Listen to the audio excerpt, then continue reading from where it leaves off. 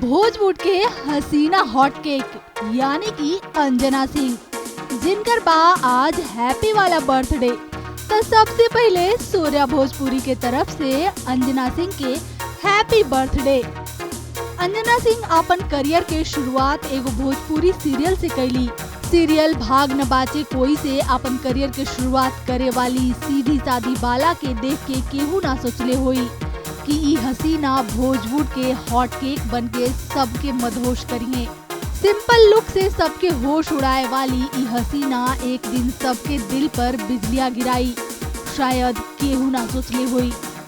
लेकिन भोजपुर में अंजना ऐसा एंट्री मरली कि इनकर अदा सबके दीवाना कर गई। भोजपुरिया फैंस के ऐसा बेकाबू कैली कि हसीना बन गई भोजपुर के हसीना हॉट केक। भोजपुर इंडस्ट्री में अपन एक्टिंग और बोल्ड अदाओं से दर्शकन के घायल कर दिली। रउआ के बता दी कि अंजना अपन फिल्मी करियर के शुरुआत भोजपुर के मेगा स्टार रवि किशन के साथ कैले हैं, फिल्म एक और फौलाद से। पहला ही फिल्म में रवि किशन और अंजना के रोमांटिक जोड़ी दर्शकन के होश उड़ा ले गए, जेकरा बाद अंजना कभी पीछे मुड़ के ना देखली और एक से एक फिल्म में भोजपुर के नाम कैली।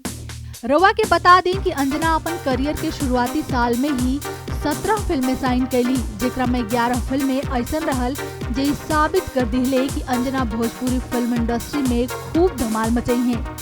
पहला ही साल बन गई हसीना हॉट केक।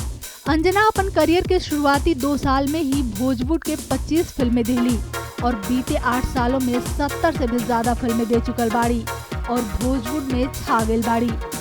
यूं तो भोजपुर के हर हसीना के अपन निराला अंदाज है, लेकिन भोजपुरिया बॉम्बशेल अंजना सिंह के तब बात ही अलग है। अंजना भोजपुर के ऐसा पहला एक्ट्रेस है जो बिकनी शूट कैले हैं। Entertainment desk Surya Bhojpuri.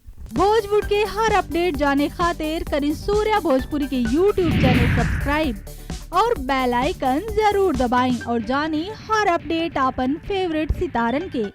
देखत रही सूर्या भोजपुरी, अंदाज भोजपुरिया।